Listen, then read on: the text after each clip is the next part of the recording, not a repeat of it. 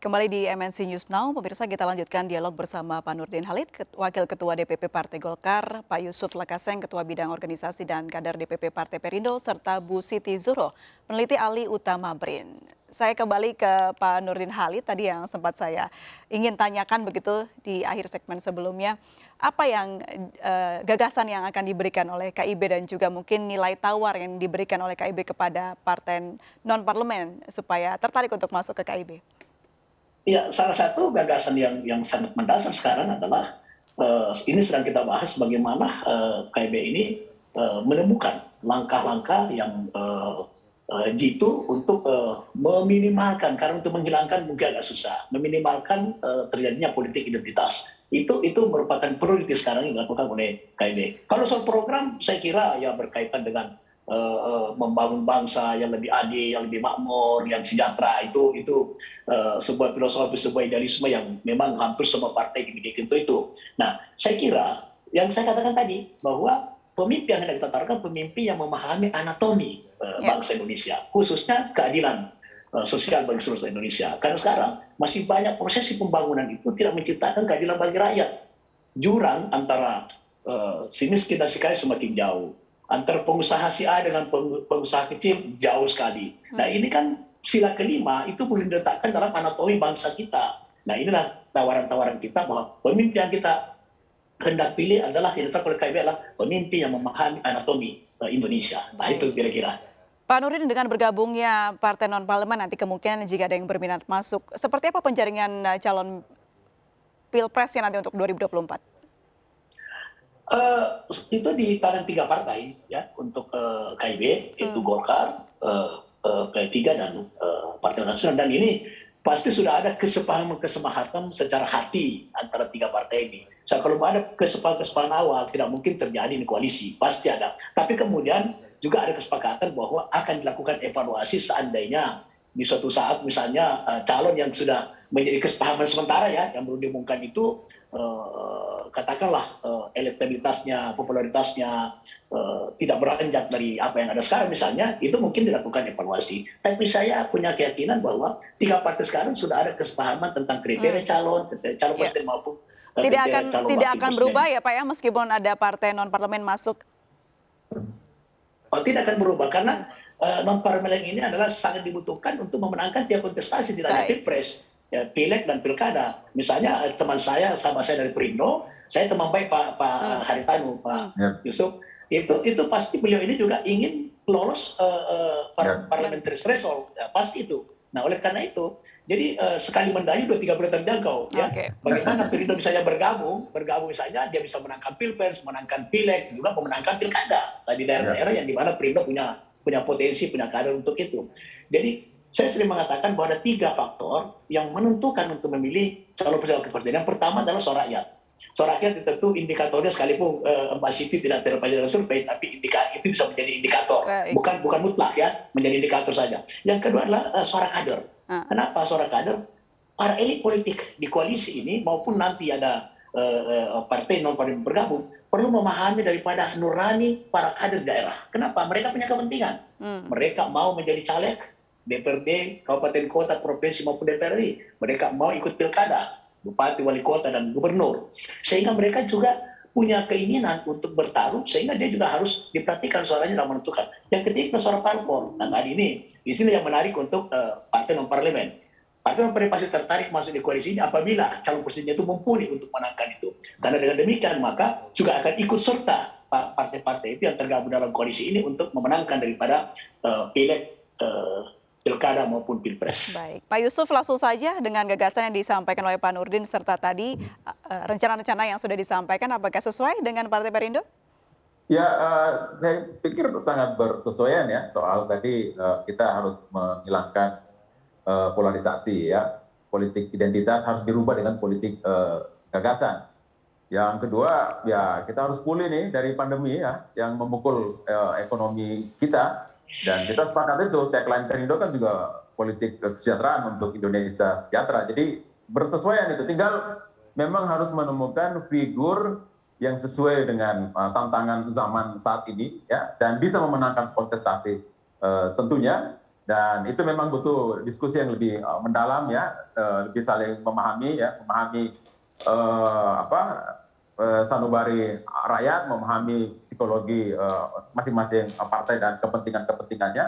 Dan tentunya seperti kata Pak Nurdin tadi, khusus untuk Partai Perindo memang kita juga bagaimana calon yang didukung itu ada efek ekor jasnya juga ke kita untuk mengangkat agar misalnya Partai Perindo lolos parliamentary threshold. Dan kita sangat yakin untuk bisa lolos itu. Selain itu juga di Perindo sendiri, terutama ketua umumnya punya sumber daya yang dibutuhkan oleh sebuah pertarungan politik untuk memenangkan pertarungan itu.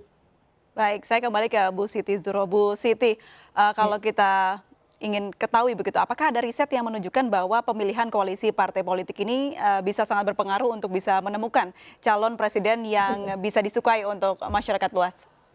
Iya, kebetulan memang segera setelah pemilu 2019 ya, karena memang berangkat dari hasil penelitian LIPI ya waktu itu sebelum dibubarkan ini Bang Nurdin. Jadi LIPI itu meneliti tentang pemilu serentak. Jadi sebelum dilaksanakan di 2019 itu kami melakukan satu kajian yang sangat serius melibatkan berbagai pakar gitu, tidak hanya LIPI bahkan dari luar gitu, yang intinya mengapa serentak menjadi sangat penting kita Indonesia lakukan. Asumsinya atau argumentasinya adalah sebetulnya bagaimana kita merampingkan partai supaya partai kita adalah multi partai yang sederhana. Jadi tidak ekstrim, tidak besar sekali. Karena sistem yang kita lakukan adalah sistem presidensial supaya matching dengan sistem presidensial. Lalu yang kedua adalah supaya gitu ya, dalam perkembangannya nanti partai-partai tidak hanya ramping ya, betul-betul yang keluar nanti itu adalah partai-partai yang memiliki basis massa yang signifikan. Okay. Jadi partai yang jangkar, partai yang bisa menunjukkan gitu ya, dukungan politiknya. Lah itulah partai yang akan survive.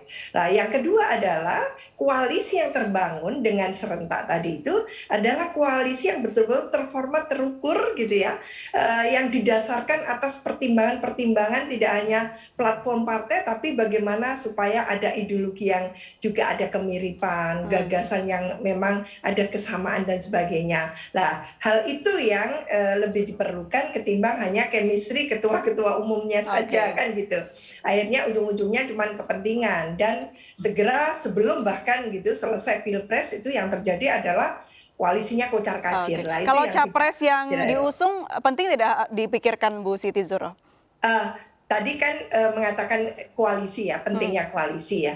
Lah, tentu capres-cawapres sebagai duit tunggal itu akan menjadi yang nomor satu dipertimbangkan. Bukan besar kecilnya partai yang bisa menentukan kemenangan calon berdasarkan pengalaman. Lah ini yang tentunya ya untuk Indonesia ke depan itu tadi disebutkan bagaimana calon gitu ya mampu mensugesti. Jadi dia convincing, promising gitu ya bagi para pemilih-pemilih nantinya itu bahwa dia bisa mampu ya, dia capable gitu ya. Jadi capres adalah pertimbangan terakhir yang utama begitu ya Bu Siti Zuhro ya, untuk bisa menimbang itu. Berarti untuk saran untuk dari partai non parlemen, contohnya Partai Perindo, harus dipikirkan dulu ya siapa capres yang diusung KIB kalau begitu.